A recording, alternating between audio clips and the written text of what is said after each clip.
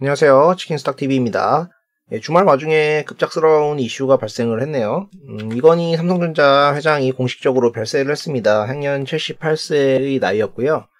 2018년만 하더라도 일부 언론사에 들어온 촬영으로 이렇게 생존 여부가 확인되고 있었습니다만은 사실상 이미 일선에서는 물러난 상태였죠. 그러다가 이제 공식적으로 별세하신 것으로 나타났습니다. 이 회장은 이병철 고 삼성그룹 창업주의 셋째 아들로서 후계자가 되게 됩니다. 이병철 회장은 처음에는 첫째인 이제 이맹희 씨나 둘째인 창희 씨한테 맡기려고 하였으나 그들이 이제 기대 미달을 했었고 여러 우여곡절 끝에 셋째인 이건희 회장에게 후계자를 물려주게 됩니다. 그래서 형제들끼리 마지막까지 사이가 안 좋았었죠. 그렇게 취임한 이건희 씨는 우리나라를 대표하는 기업인으로서 자리 잡게 되고 삼성전자의 회장 겸 삼성그룹의 총수로서 오랜 기간 활약하면서 삼성전자를 국내 최고의 기업으로 만들었습니다.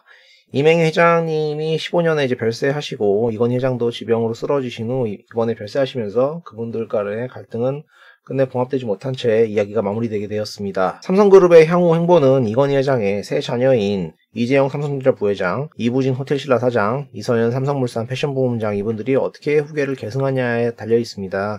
일단 이건희 회장이 보유하고 있는 대표 주식들을 감안을 해가지고 현행법에 따르면은 증여액이 30억이 넘게 되면 50%의 증여세를 지불해야 됩니다. 그리고 최대 주주의 경우에는 할증세율이 붙게 돼서 세율은 60%까지 오르게 되고요. 이 경우 이재용 부회장은 10조 원가량을 상속제로 지불해야 됩니다.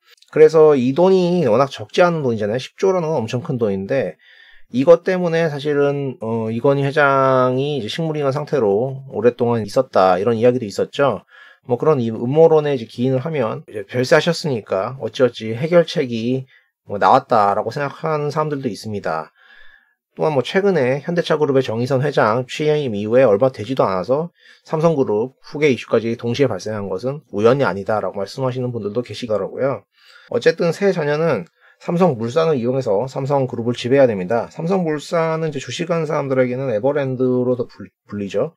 에버랜드 하면 야 놀이동산 아니야 이러시는 분들 계시는데 그걸 애초에 삼성그룹에서 노렸던 거죠. 에버랜드 뭐 이름부터 영원히 누리기 위해서 작업을 했던 회사입니다. 언론에서 예전에 뭐 이재용 재테크라고 얘기 들어보셨나요?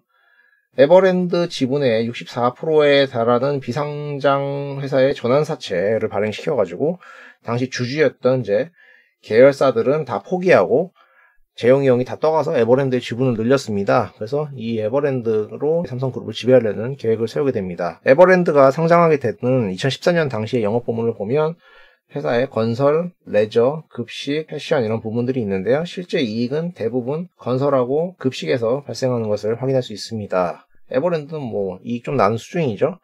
이게 어떤 특성이 있습니까? 건설하고 급식이. 계열사 장사라는 거죠. 이제 삼성물산은 삼성중공업에도 건설 부분이 있는데, 뭐 그것과 다르게 또 건설회사가 있는 거잖아요. 그래서 계열사 수주를 따가지고 수익성 높은 건설 일을 했고, 또 동시에 그룹의 급식 사업을 했으니까 얼마나 이익을 내기가 상대적으로 괜찮았겠습니까? 그래서 에버랜드라는 놀이동산 이름을 내걸고 이런 걸 하고 있었죠. 그리고 추가적으로 헷갈리게 하기 위해서 이미 당시에 상장됐던 회사들이 제일모직, 삼성물산 이런 회사가 있었어요. 그런 회사랑 이제 합병을 하면서 이름을 계속 바꿉니다. 제일모직 같은 경우에 이제 패션 부문하고 전자재료가 있었는데 패션 부문을 이 에버랜드와 합병을 하게 되죠. 그래서 합병하면서 제일모직이라고 에버랜드 이름을 바꿉니다. 그리고 뭐 전자소재는 SDI가 떠갔고요. 그 다음에 이제 제일모직이 된 상태에서 이제 물산을 합병하면서 마지막으로 지금의 삼성물산이 되게 됩니다. 단기간에 회사명이 두 번이나 바뀌게 되는 거죠. 그러니까 일반인들한테는 헷갈리는 게 당연해요. 근데 삼성물산하고 합병할 때 합병을 한 이유가 삼성물산이 전자의 지분을 갖고 있었거든요. 요거를 가지고 싶어서 합병을 한 건데 이때 엘리엇이라는 애들이 나타나서 반대를 해가지고 한판 크게 붙은 거죠. 그래서 이때 찬반 비율 따져봤더니 국내 기관이야 삼성하고 척지면 안 되니까 늘 뭐 회사 편 들 수밖에 없는 것이고 소액주주들은 사실은 이제 엘리엇에 동조하는 게 더 유리했는데 그 엘리엇의 입장은 야 이런 합병을 할 거면은 내 지분을 더 비싸게 사줘야지 이러면서 반대를 한 거거든요. 근데 일부 소액주주들이 찬성을 해주면서 우리는 한국의 회사를 코쟁이들한테 뺏길 수 없다. 애국 배팅 이래가지고 다 손해만 보시고 삼성 도와줬죠. 그래서 이후에 최종적으로 물산이 생명을 갖고 있고 생명이 전자를 지배하는 이 현재까지 상황이 되게 됩니다. 물산의 지분을 보면 이때도 이제 제드래곤이 제일 높았고요. 20년 반기 기준으로 보면은 이재용이 17%, 이부진, 이선현이 각각 5.5%씩 두 자매가 합쳐도 재용이 형이 훨씬 많기 때문에 이미 후계자는 이재용으로 낙찰이 돼 있었습니다. 잠시 곁다리를 짚어보면은 삼성그룹의 계열 분리 이야기도 벌써 나오는데 이거는 뭐 이부진 보겠다는 소리거든요. 근데 이부진하면 호텔신라밖에 없어요. 근데 호텔신라는 이부진 사장의 지분이 아예 없어요. 그러니까 뭐 지분이 없는데 뭐 계열 분리를 합니까? 그래서 단기 가능 시나리오가 이부진이 뭐 호텔신라 갖고 떨어져 나가려면 자기가 갖고 있는 이제 물산이나 SDS 지분을 어떻게 뭐 팔든가 해가지고 분리할 거다. 호텔신라 가져와 하시는 분들도 계시긴 할 겁니다. 어쨌든 지금의 물산은 최종적으로 연결 기준으로 건설과 상사, 패션, 리조트, 급식, 바이오 이런 부문들을 가지고 있습니다.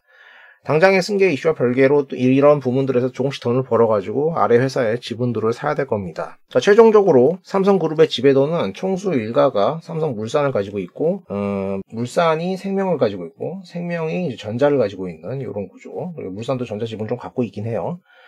이런 식으로 이제 그룹을 전체적으로 통제하는 방식이죠. 문제는 이 방식이 더 이상 통용되지 않는다는 건데요. 왜 그러냐면 이제 금산분리라는 게 있습니다. 금융회사는 제조업을 가질 수가 없어요. 그래서 의결권을 존중해주지 않거든요. 그렇기 때문에 어찌됐든 이 물산이죠. 이 물산이 전자 따로, 생명 따로 이렇게 가져야 된다는 거예요. 근데 얘네가 갖고 있는 지분이 삼성생명 한 8% 갖고 있고 삼성화재가 또 전자를 한 1.5% 갖고 있어요. 둘이 합해서 10% 정도 갖고 있는데 삼성전자가 시가총액이 360조입니다. 그러니까 대략 36조를 조달해야 되잖아요. 근데 이 36조라는 돈이 조달하기가 쉽지가 않다는 거죠. 삼성물산이 아무리 계열사 빨대 꼽는 비즈니스를 한다고 하더라도 연간 영업이익이 8천억에서 1조 정도 밖에 되지 않기 때문에 이걸 다 사갈 수가 없어요. 뭐 활용할 수 있는 건 총수위가 갖고 있는 지분 같은 거겠죠. 그걸 봅시다. 일단 건희영 같은 경우에는 이제 전자, 물산, 생명, SDS를 갖고 있는데 어머니 흥라이 이사는 별거 없습니다. 일단 전자랑 물산은 팔 리가 없겠죠. 그럼 나머지 생명하고 SDS를 가지고 뭔가를 해야 되는데 SDS 미미하니까 생명을 뭔가를 해야 된다. 뭐 이런 생각을 할 수가 있겠죠. 그리고 세 자녀 같은 경우에는 이제 재용이 형은 물산 말고는 제일 많이 갖고 있는 게 SDS. 나머지 두 분도 물산 말고 제일 많이 갖고 있는 게 SDS예요. 그러니까 아무래도 삼성그룹의 후계 핵심 수혜주는 삼성물산이 되겠죠. 가장 중요한 거니까. 그 다음으로는 이제 재원으로 쓸 수 있는 삼성 SDS 이야기가 나올 수밖에 없겠습니다. 삼성물산이 들고 있는 회사들 중에서 그나마 쓸 수 있는 걸 보면은 뭐 엔지니어링, SDS, 바이오로직스 정도일 겁니다. 가장 핵심인 거는 어쨌든 삼성생명이 갖고 있는 이 전자의 지분과 화재가 갖고 있는 전자의 지분 대략 10% 정도를 어쨌든 끊어야 되니까 총수 일가는 지금 크게 돈이 없고 팔아서 뭘 할 수 있는 거는 SDS하고 이제 바이오로직스 정도잖아요. 그래서 바이오로직스 같은 경우에는 뭐 상장 이후에 계속 꾸준히 이렇게 올랐습니다만은 오르게 되는 이유가 이제 비기여서 그런 것도 있지만 다른 내막도 있었던 거라고 할 수 있죠. 자, 삼성 SDS 같은 경우는 어떨까요? 삼성 SDS는 전자물산 재용형 뭐 일가가 갖고 있는 회사인데 이 회사는 이제 삼성그룹의 IT 서비스하고 물류를 해주는 회사거든요. 이거 어디서 많이 보던 이야기죠. 현대차그룹에 물류해주던 회사가 현대글로비스, IT 해주던 회사가 오토에버였죠. 뭐 다 하는 게 비슷합니다. SDS 주가는 이렇게 기고 있는 상황인데 뭐 조금이라도 뭔가 재원을 마련하려면 뭔가 해야 될 것 같다는 기대감이 생길 수도 있겠죠. 자, 또한 그리고 풀어야 되는 삼성생명은 8%가량의 전자 지분을 가지고 있었잖아요. 그걸 팔아야 되는데 8월달에 갑자기 이렇게 급등했어요, 주가가.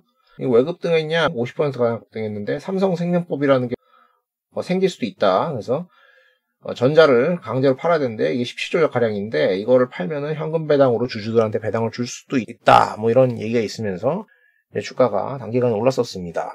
생명 같은 경우는 현재 주주가 이제 이건희 회장하고 삼성물산 이렇게 있는데요. 이게 만약에 금산분리 정 못 풀 것 같으면 제 생각에는 전자지분은 어떻게든 이제 떠오고 이 지분은 팔아버릴 수도 있을 것 같아요.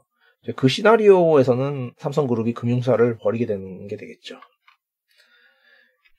이제 현재 그룹의 승계를 위해 가장 일반적인 시나리오는 삼성전자를 현금 덩어리인 투자회사를 따로 떼내가지고 분할을 시켜가지고 요거를 지금 삼성물산하고 이렇게 합칩니다. 이렇게 되겠죠. 요걸로 이제 사업사를 지배하는 이런 게 일반적인 견해인데 이게 좀 어려워 보인다고 생각하는 게 이런 경우에 여기에 들어가는 현금 덩어리가 200조에서 300조 정도의 현금을 떼내게 됩니다. 삼성전자 갖고 있는. 근데 전자는 외국인이 되게 많이 갖고 있거든요. 이걸 외국인 주주들이 용인할 것인가? 제 생각에는 일단 어려워 보이거든요. 뭐 그런 시나리오도 있고, 또 한편으로는 물산을 그냥 쪼개버려가지고 물산 A, 물산 B라고 가칭을 하고 얘는 전자를 지배하고 얘는 생명을 지배한다. 요거는 풀어야겠죠. 어떻게든. 이런 형태들로 여러 시나리오가 논의되고는 있습니다. 전자 입장에서는 예전보다는 쓸 패가 좀 많이 줄어든 게, 삼성전자가 옛날에는 이제 승계를 위해서 자사주를 되게 많이 갖고 있었는데, 그때 엘리엇 사태쯤 해가지고 이재용이 여론을 의식해가지고 전공법으로 승계하겠다 하면서 이걸 소각시켜버렸어요. 지금 없어요, 자사주가. 그래서 무슨 생각으로 이걸 승계를 할지를 도저히 짐작할 수가 없습니다. 현대차그룹도 사실 풀어가기 좀 막막한 상황인데, 삼성그룹이야말로 정말 어떻게 풀어갈지 그 과정이 궁금한 겁니다. 어쨌든 주가는 이제 이건희 회장이 별세를 했기 때문에 내일부터 당장 시초의 요동을 칠 것인데, 굳이 여기서 투자 기회를 찾아보자면은 머리 아프면은 이제 물산이죠. 오늘 이거 결국 가져야 되는 거니까. 그 외에 이제 전자 지분을 팔아야 되는 생명, 그리고 재원으로 팔아야 되는 뭐 SDS나 바이오로익스 뭐 이런 회사들에서 기회가 좀 있다고 생각을 하고요. 어떻게 진행되는지 추후 지켜보면서 확인해 보도록 하시죠. 자, 오늘 영상 도움 되셨다면 구독과 좋아요를 부탁드리고요. 오늘도 시청해주셔서 감사합니다.